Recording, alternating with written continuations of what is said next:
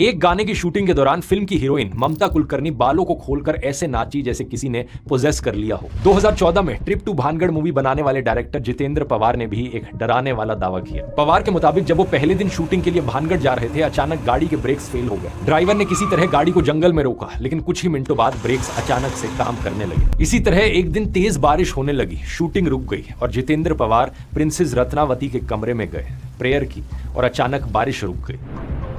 ऐसे ही एक और कहानी में एक व्यक्ति रात को अपने दोस्त के साथ भानगढ़ किले में रुका। उसे लगा खिड़की पर कोई खड़ा है, लेकिन देखा तो कोई नहीं था। तभी एक बिल्कुल काली बिल्ली खिड़की से निकलकर आई।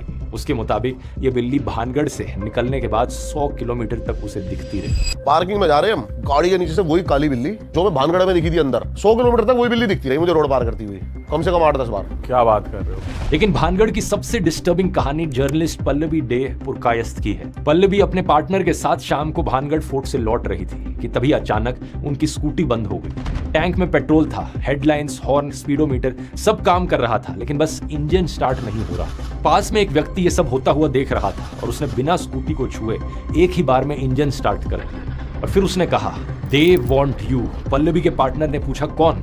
उस व्यक्ति ने वापस जाते हुए मुड़कर सिर्फ इतना कहा, यू नो हु। ऐसी कहानियों की वजह से दोस्तों भानगढ़ को इंडिया और एशिया की सबसे हॉन्टेड जगह कहा जाता है। लाखों टूरिस्ट यहाँ पर घूमने जरूर आते हैं, लेकिन सिर्फ दिन के समय में। तो सवाल ये उठता है कि ये सारे दावे क्या सच हैं? क्या सही में भानगढ़ फोर्ट एक हॉन्टेड जगह है? क्या प्रिंसेस रत्नावती और तांत्रिक की आत्माएं वहां सही में भटक रही हैं? एक चीज है यहाँ पर दोस्तों जो मैंने आपको अभी तक नहीं बताई, जो इस पूरी कहानी को बदल देती है। अब आते हैं उस ट्विस्ट पर।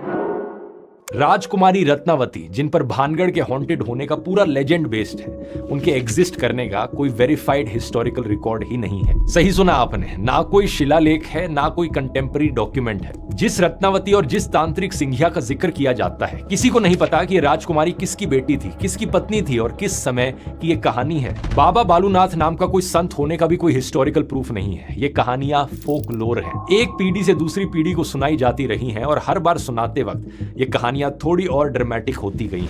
भानगढ़ के हॉन्टेड होने का पूरा फाउंडेशन ऐसे किरदारों पर खड़ा है जो शायद कभी एग्जिस्ट ही नहीं करते थे। तो एक बड़ा सवाल फिर भी उठता है कि वो जो आवाजें लोगों को सुनाई देती हैं, वो शैडोज जिसके बारे में टूरिस्ट बात करते हैं, वो दे वॉन्ट यू वाली कहानी इतने सारे लोग गलत कैसे हो सकते हैं? यहीं पर मैं आपको एक शॉकिंग बात बताना चाहता हूँ। जब कोई कहता है कि उसे भानगढ़ में भूत दिखा है या अजीब सा फील हुआ है, तो जरूरी नहीं कि वो झूठ बोल रहा हो सकता है कि उसे सच में ऐसा फील हुआ हो, लेकिन इसकी वजह कोई सुपर नेचुरल चीज नहीं है, बल्कि इसकी वजह साइंस है।